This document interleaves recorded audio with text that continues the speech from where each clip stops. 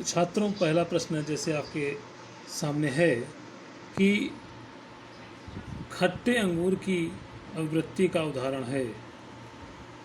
Option A प्रक्षेपण, चयनित, अनुबोध, व्यक्तीकरण या तदात्म्य।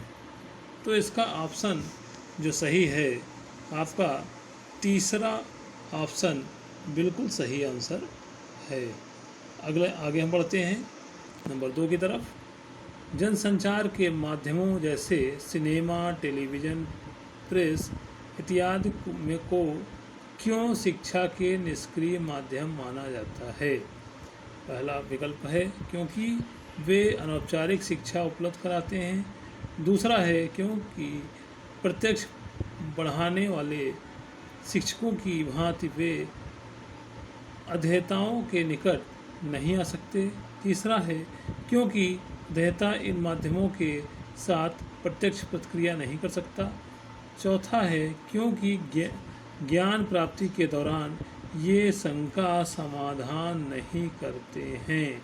तो इसका जो ऑप्शन आपका सही है वो विकल्प 2 बिल्कुल सही आंसर है, यानी बी आपका है क्योंकि प्रत्यक्ष पढ़ाने वाले शिक्षकों की भांति वे अध्येताओं के निकट नहीं आ सकते हैं।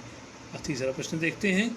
निम्नलिखित में से किसके आधार पर शिक्षक शिक्षा में मनोविज्ञान पर बल देने के औपचारिक को पुनः समुचित रूप में सिद्ध किया जा सकता है?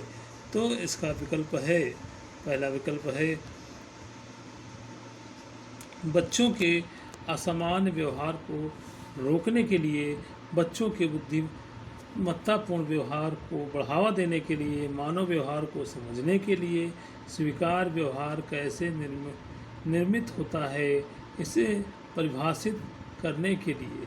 तो इसका तीसरा विकल्प जो आपका है, तीसरे का जो तीसरा विकल्प है वो बिल्कुल सही आंसर है, यानी कि मानव व्यवहार को समझने के लिए ही इसका प्रयोग किया जाता है।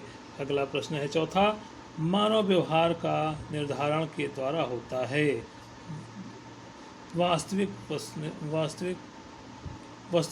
वास्तविकता, गोचर क्षेत्र, तीसरा ऑप्शन है सामाजिक एकत्व, चौथा है शारीरिक आवश्यकताओं।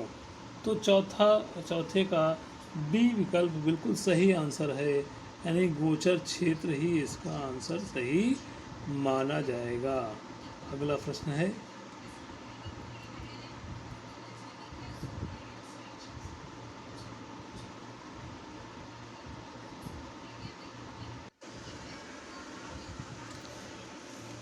कुंठा के प्रति प्रत्यक्ष प्रतिक्रिया कौन सी नहीं है? विधियों में परिवर्तन, लक्ष्य में परिवर्तन, हीनता की भावना, प्रयासों में वृद्धि। तो कुंठा के प्रति प्रत्यक्ष प्रतिक्रिया कौन सी नहीं है? इसका जो सही आंसर होगा वो आपका है हीनता की भावना।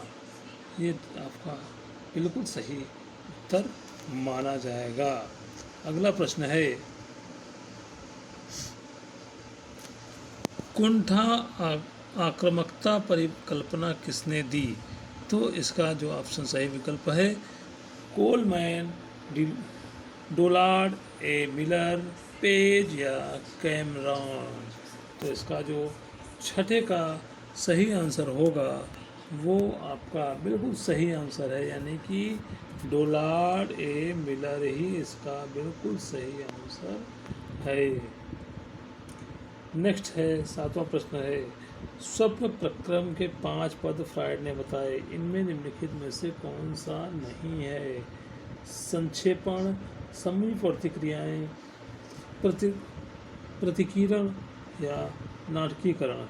तो सातवें का जो विकल्प है आपका बिल्कुल बी वाला बिल्कुल सही है, समीकरण।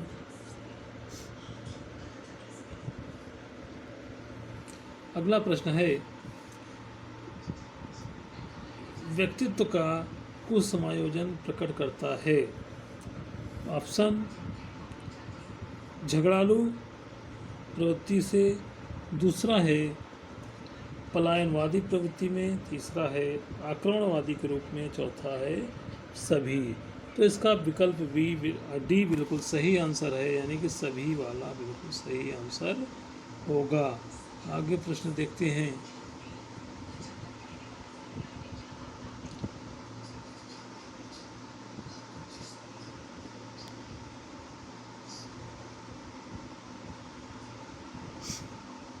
छोटे बच्चे को निष्पादन कौशलता की प्राप्ति में सहायता करने के लिए अध्यापिका को चाहिए कि वह तय करे निष्पादन के लिए समय सीमा, कौशलता के निकटस्थ उद्देश्य, कौशलता के दूरस्थ उद्देश्य, निष्पादन के न्यूनतम मानक।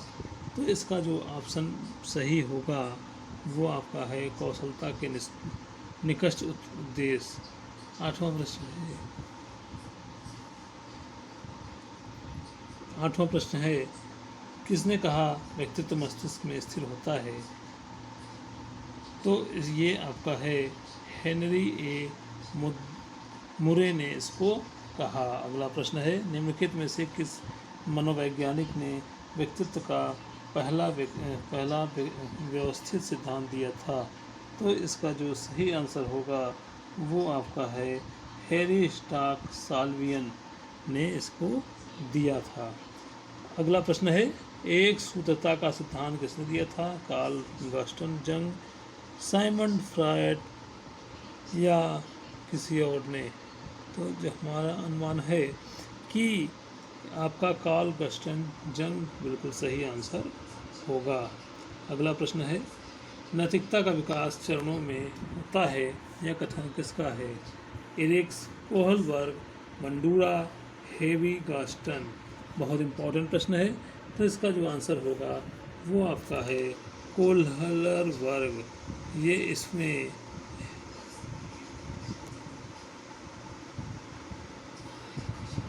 अगला प्रश्न है शिक्षा में पूर्ण जीवन की तैयारी के लक्ष्य का समर्थन किसने किया था? टेलर, हर्बर्ट स्पेंसर, डीवी या टेलर?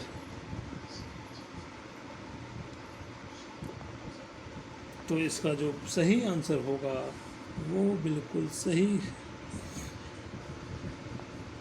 कोहलबर्ग ने इसको दिया। शिक्षा से पूर्ण जीवन की तैयारी के लक्ष्य का समर्थन किसने किया था? टेलर, हर्बर्ट स्पेंसर, डीवी या प्लेटो? तो इसका जो सही आंसर होगा वो होगा आपका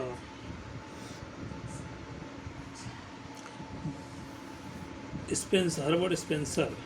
अगला प्रश्न है टीएटी किस प्रकार का उपकरण है?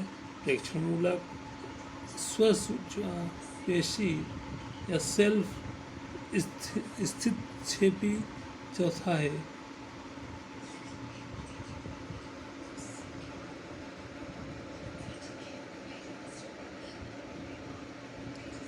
अगला प्रश्न है टीएटी किस प्रकार का उपकरण है? टीएटी प्रक्षेपण मूलक,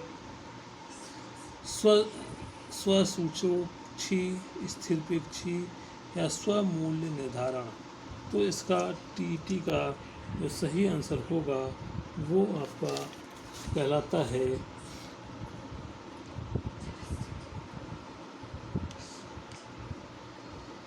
आगे हम बढ़ते हैं अगले प्रश्न की ओर। हल का पुनर्वलन सिद्धांत प्रतिपादित किया गया था। तो हल का सिद्धांत 1915 में हुआ था। व्हाट्स अ मैन ये किसके द्वारा प्रयोग किया गया था? ये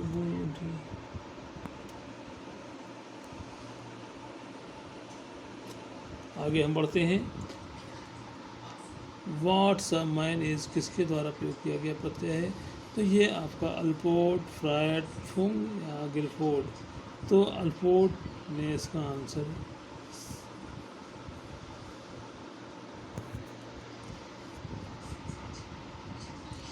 फ्रायड एवं इरिक्सन द्वारा विकसित दोनों के सिद्धांतों को कहा जाता है मनोसामाजिक, मनोलैंगिक, मनोगत्यात्मक या ज्ञानात्मक? दोनों के मिक्स रूप को मनोगत्यात्मक कहा जाता है। टर्मन ने अध्ययन में मौलिक के केंद्रीभूत ज्ञानात्मक विकास पर जोर दिया है।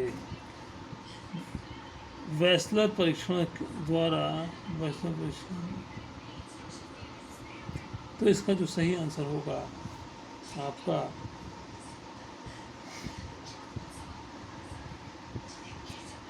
इस तरह से आप प्रश्न को देख सकते हैं। जो हमारे चैनल से पहली बार जुड़े हैं, सब्सक्राइब करना ना भूलें, बेल आइकन जरूर दबा दें, जिससे कि नया नोटिफिकेशन और अपडेट्स नए सबसे पहले आपको मेरे चैनल पर मिलते रहें। धन्यवाद।